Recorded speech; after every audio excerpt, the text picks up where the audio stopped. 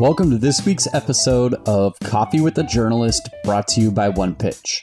The guests on our show include some of the most notable journalists from the top US-based publications who cover topics including technology, lifestyle and culture, health, science, consumer products, business news, and beauty and wellness. We discuss their role, the types of stories they cover, what their inbox looks like, and how they connect with sources.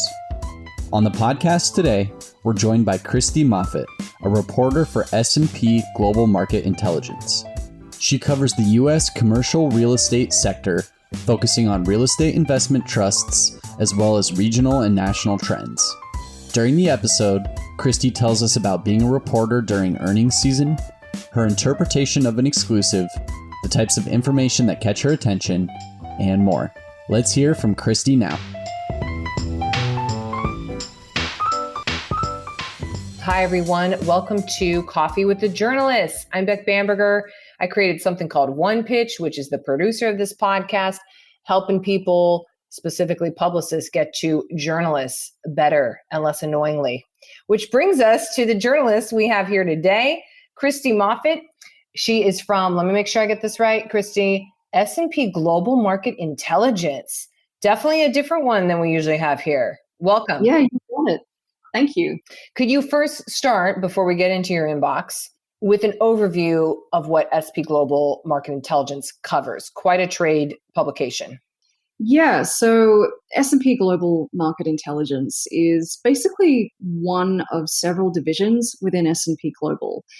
We specialize in providing financial and industry data and research, news and analytics, and the majority of our products are behind a paywall. So we publish our news on S&P's Capital IQ platform, where subscribers can choose to follow certain coverage areas, track specific companies, watch market indexes, and all sorts of things. Excellent. So if you're an investor, if you're someone trading stocks, this is your jam. Yes, a lot of our subscribers are definitely Wall Street type people or investment bankers or just people in the financial sector. So that is most of my audience. Okay, we like it. Now, of course, we talk about inboxes here. How crazy is yours? Well, it's corporate earnings season. So it's very crazy. My inbox is basically a sea of analyst notes right now. During earnings season, I typically end up listening to anywhere between 30 and 40 calls and reading transcripts. Oh, wow.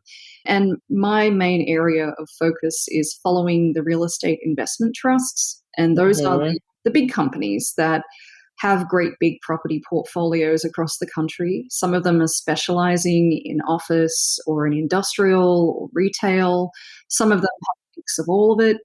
So a big part of my job is listening to those calls and tracking those companies and keeping an eye on what they're doing.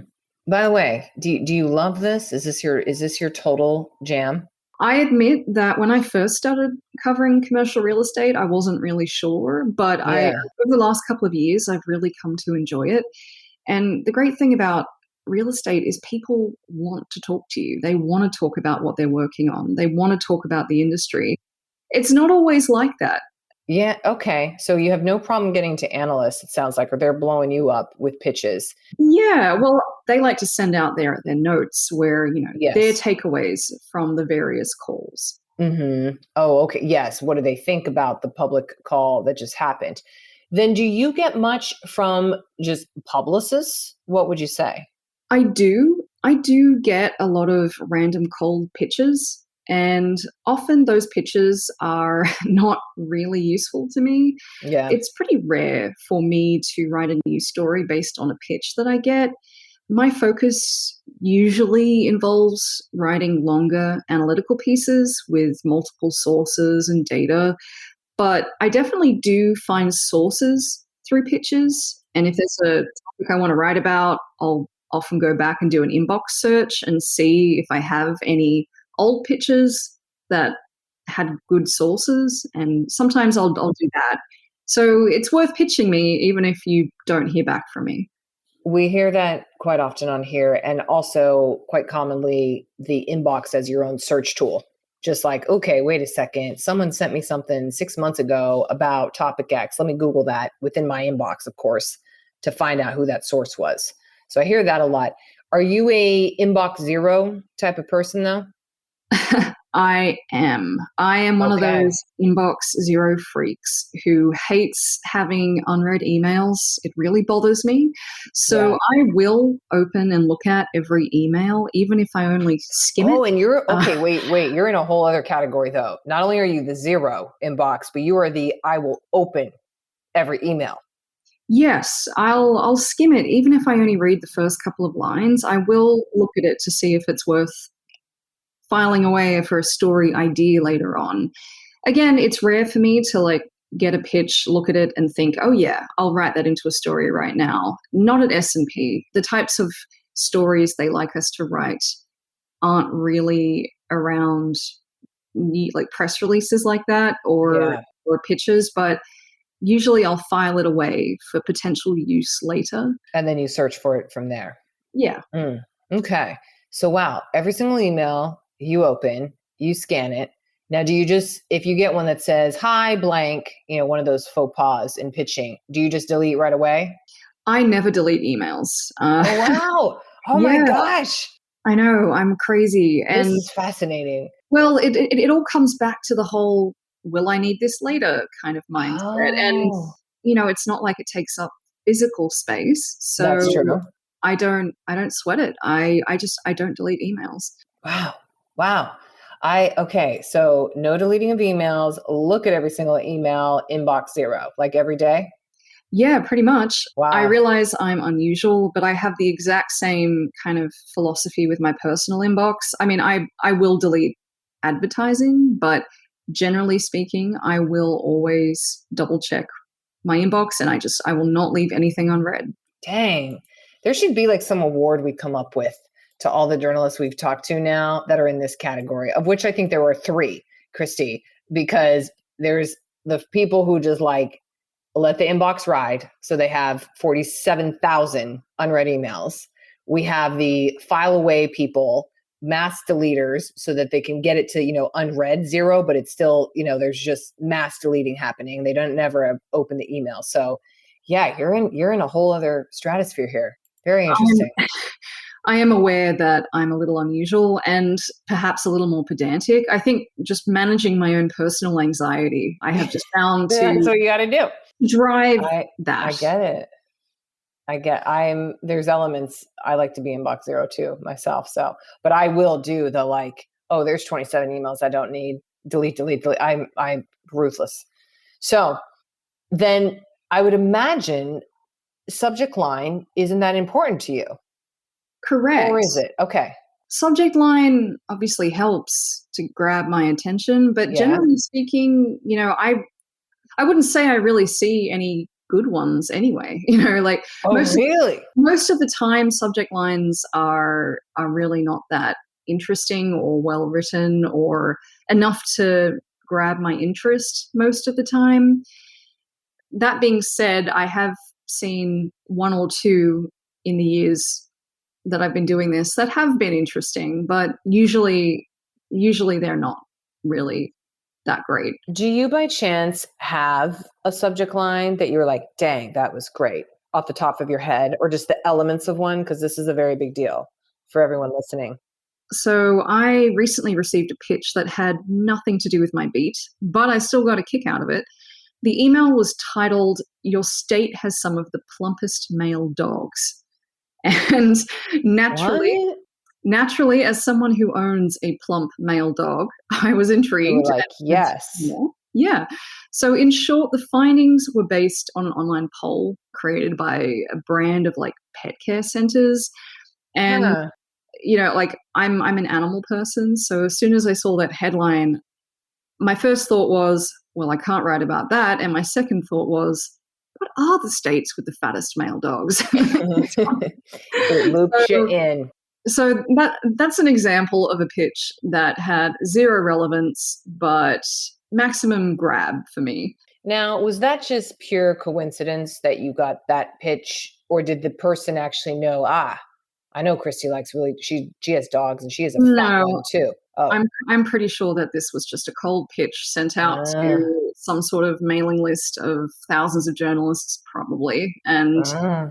there was zero real estate angle here. Yeah, yeah. Okay, that's good to know. I've never heard the plump dog email subject line before. So, Me neither. okay.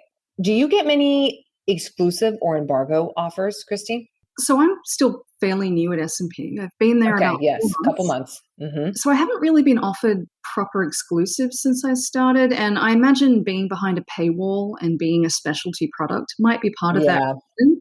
Our average subscriber is more likely to be somebody on Wall Street or working in the finance sector who has a subscription. But that being said, we definitely do run exclusives on our platform. I have a little bit of experience with them in the past, and they can be tricky depending on the caveats and what the terms are of that exclusive. So my policy is to approach with caution, but usually it's a conversation where I would rope an editor in anyway. Got it. Okay. And in the past ones that you have done or even considered, do you have a hard and fast rule on what you consider a podcast? Or on what you consider a podcast? No, we are on a podcast. An exclusive, Christy.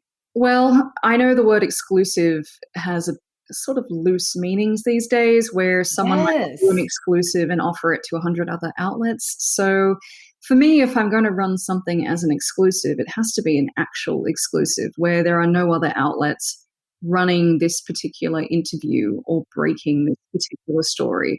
I think that is what the word exclusive should mean. Agreed. People seem to be confused, though. So the debate continues. I'm glad we're demystifying that, though, here. Okay. Christy, especially since you're new at your beat, I would imagine, meeting new people or like getting new sources, having those be fresh is maybe somewhat important. Do you have any advice on how you build relationships or will be building relationships? Right. So I do have experience building source lists from nothing in the middle of a pandemic. My last role, I also started at a time where I was new to real estate. Mm-hmm. And my personal approach is, first of all, talk to everyone you work with, find out who they've spoken to in the past. So, for example, in past roles, the editors have been knowledgeable of, the sort of folks that we would typically talk to. Make sure that you have an understanding of who your publication has spoken to in the past and where any existing relationships are. And then look at where the gaps are. Look at, okay, well, we've never spoken to anyone about this before, or we really don't have many sources in this particular area. And then go out looking for them. I know on this beat in particular, I've been making a real effort to connect with analysts, financial analysts who track these companies because they have some wonderful insight into, the office sector, the multifamily sector. They can talk a lot about what these companies are doing, and they have historical context. So analysts have been a big part of my personal strategy. Also, trying to talk to executives, which can be trickier, but they are often less accessible. So it helps to have a good relationship with PR people. There you go. That is helpful. Nice plug for PR people. I like it. So it sounds like, okay, I go inside, I chat with my colleagues. Who's the best? Who should I avoid? Check box 1. Check box 2. Okay, analysts, these are my friends. I can get along with them. So for publicists listening to this, for their purposes of making a relationship with you, how could they go about that, especially given this horrible COVID-ness? Is it just an email intro? Is it that easy?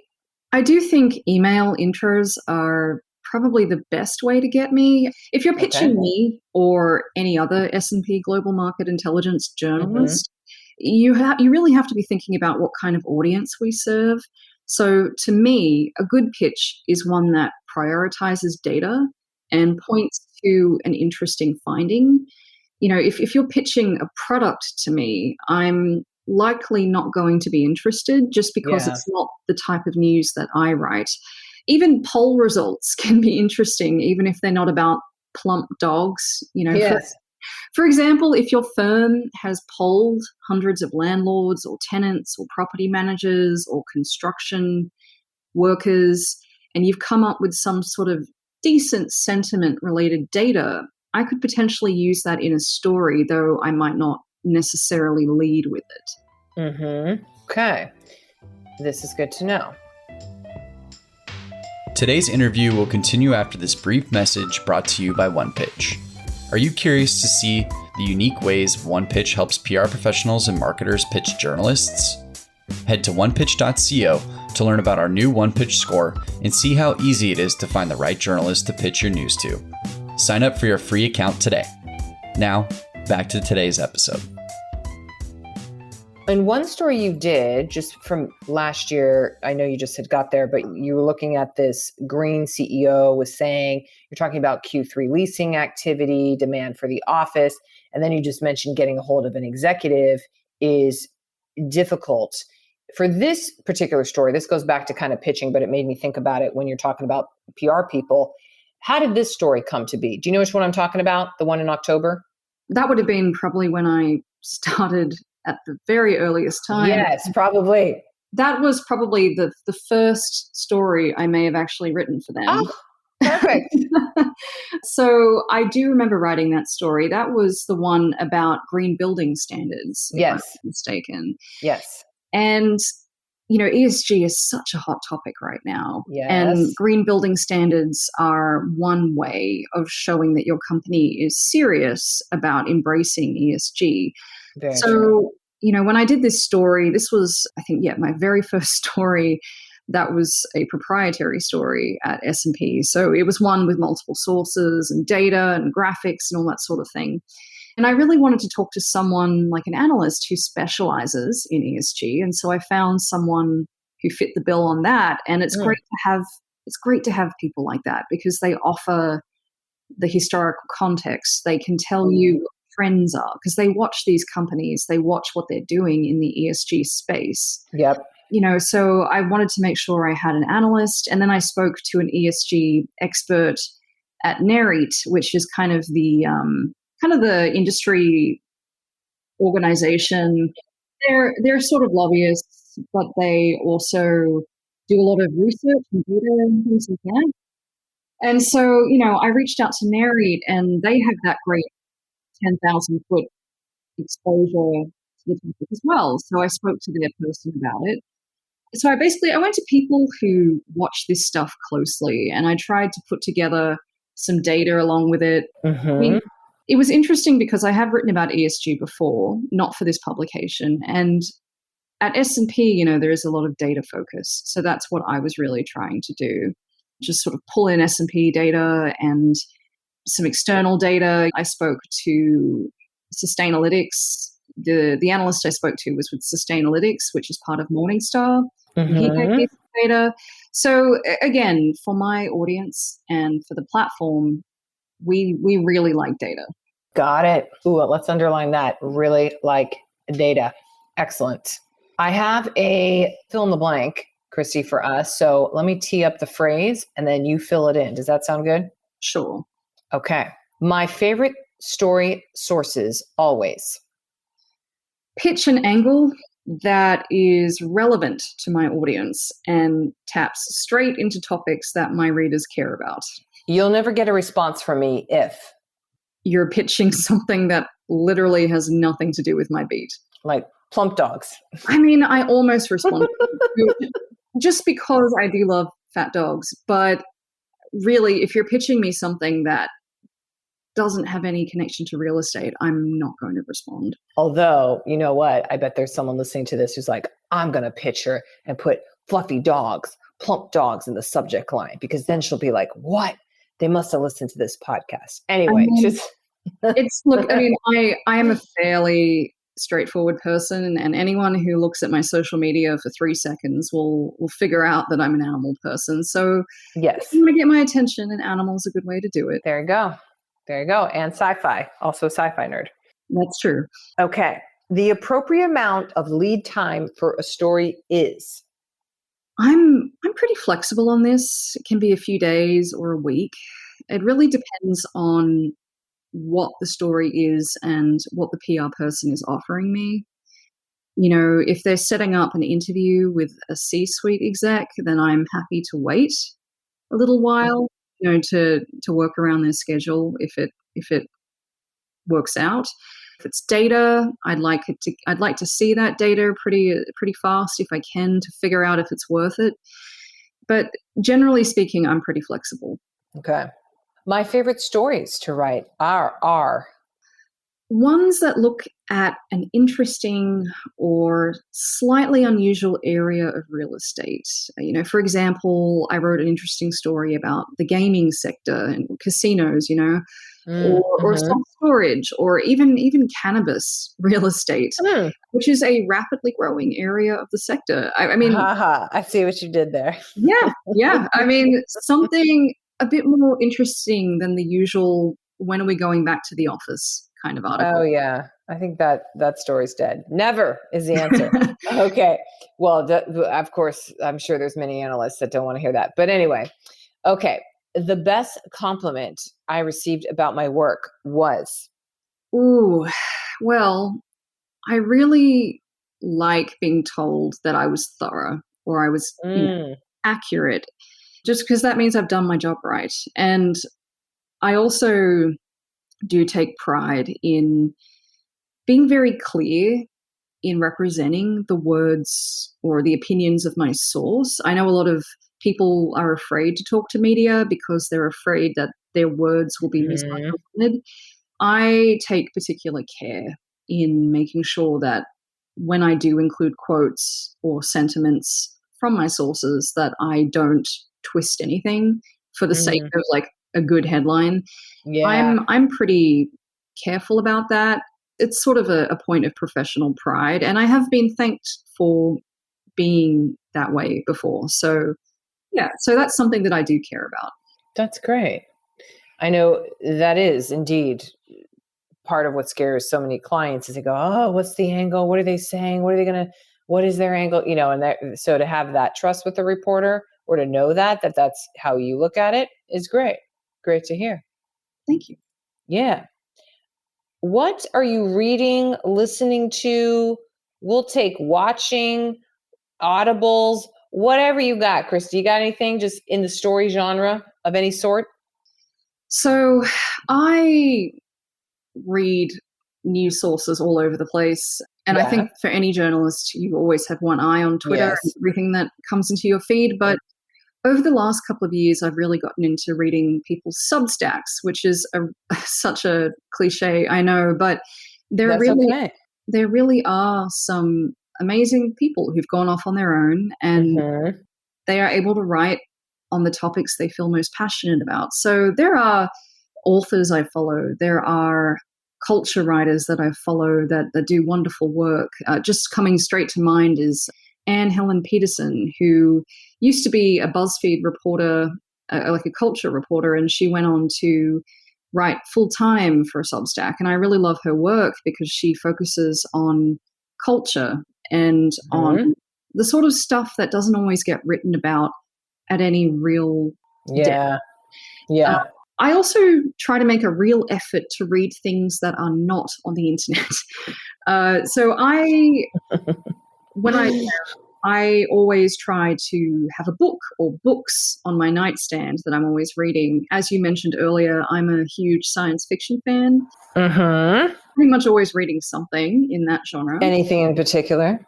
So I just finished Octavia Butler's Parable of the Sower, which is, it's not a book for the faint-hearted. It deals with pretty hefty themes, and it was such a powerful read, but it was definitely grim as well. Wow. It was a great book. And I also recently read Neuromancer by William Gibson, which was published in the 80s and is the book credited with being the primary inspiration for the Matrix movies.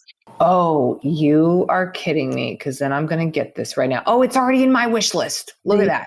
Yeah, it's one that I also found. while compiling a list of books I felt I should read. Oh, And fascinating. yeah, that one was so interesting because it was one of the first hardcore kind of cyberpunk novels that really helped, I guess, kickstart that particular genre into mainstream consciousness, if that makes sense. So Oh, I love it. it's funny because I read the book and the whole time I was picturing the Matrix, thinking I can see so clearly where the inspiration came from. Huh.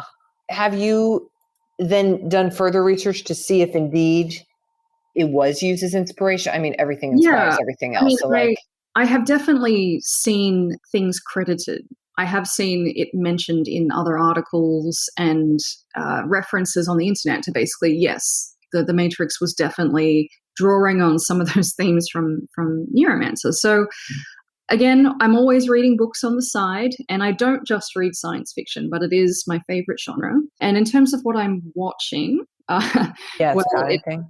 it's not going to surprise you. I actually just finished watching the live action version of Cowboy Bebop, which Oh, was the adaptation of the anime that was made like 25 years ago. And the music from that show is so iconic that they brought back the same composer for the live action version. It stars John Cho. Essentially, there are so many fun things about this show. Unfortunately, I don't think it's getting a second season, but it was a novelty to see something translated like that for Western audiences, and I thought it was fun. thank you for sharing all those goodies. That was a lot. That was quite the nice stack. So I got these down. This is good. How do you know it's not being upped for another season though? Was that like definitive yet? I'm not completely sure, but I think I Huh. did see an announcement from Netflix. Yeah, I mean, one of the bummer. criticisms I heard was that it was almost too close an adaptation. Perhaps it just didn't Oh, quite land the way with audiences they hoped. But that being said, in TV land, nothing is ever truly dead. that's right. So Look at what happened to Sex in the City. yeah, I It mean, could be back 12 years later for sure. yeah, I mean, you think about how many other shows have had some sort of revival, Oh, even for sure. gosh, like Gilmore Girls. Yeah. They went back and did that, and Everything cycles back, even the Matrix. Look at that. yeah, The Matrix is a perfect example. It'll all be back. Well, perhaps transitioning and perhaps hopefully it's going to stick around or it'll be back. What do you think the future of journalism looks like, Christy? Such a hefty question. I And know it's kind of a hard transition from the sometimes, sci-fi books to sometimes I don't know if I'm the best person to pontificate on this, but the last 5-10 years, we've seen a lot of new outlets pop up, small outlets, or even this move towards newsletters by individual contributors. Mhm. I don't think that's going away. I think that's going to continue. A lot of these smaller regional publications that have been struggling, I think, are going to continue to struggle, but you hear about the New York Times hitting its record number of subscribers. Yeah. So the big mastheads, I think, will survive, and they'll do well if they continue Mhm. to keep up to date with the digital trends. But there's always a lot of churn in the journalism world. Publications come and go. I don't think that's going away. Yeah. But journalists branching off to monetize themselves the way that we've seen a lot of people do and sign Yes. these Quite a big number of deals. them. Yes. Yeah, people signing deals with Substack or Medium or whatever they're choosing to do. I don't think that's going away. If anything, we may see more of it. And it is actually quite nice to find the writers that you love from a particular outlet and support them personally in a way that's actually great because you're helping fund them to write whatever it is they want to write about. Mhm. And it's often And great. they must know too. I mean, unless you have millions of readers or something, but like you would be able to see like the names, the actual people. That's way more personal than, oh, I'm a subscriber to the New York Times.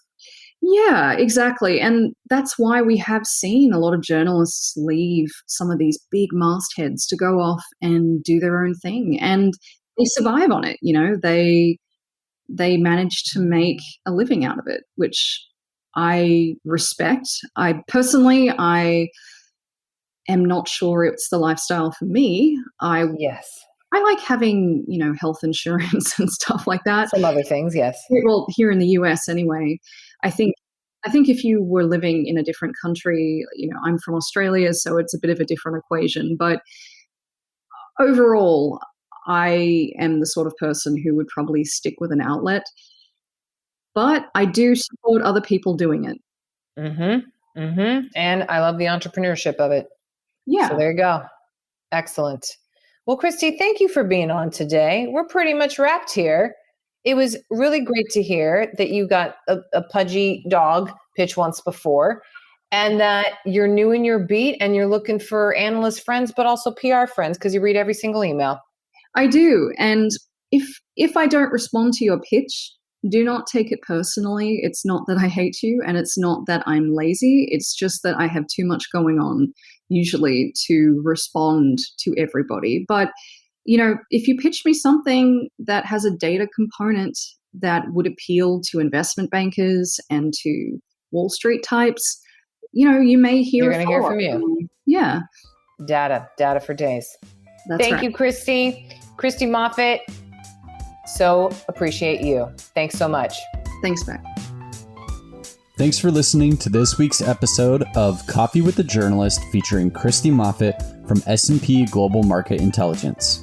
If you enjoy listening to our show, make sure to subscribe on iTunes, Spotify, Google Podcasts, and anywhere else you listen to podcasts. And if you have a moment, please leave us a review to share your thoughts about the show and today's guest. To learn more about the latest tools on OnePitch and to subscribe to our weekly podcast newsletter, head to our website at onepitch.co. We'll see you all next week with a brand new guest and even more insights about the journalists you want to learn more about. Until then, start great stories.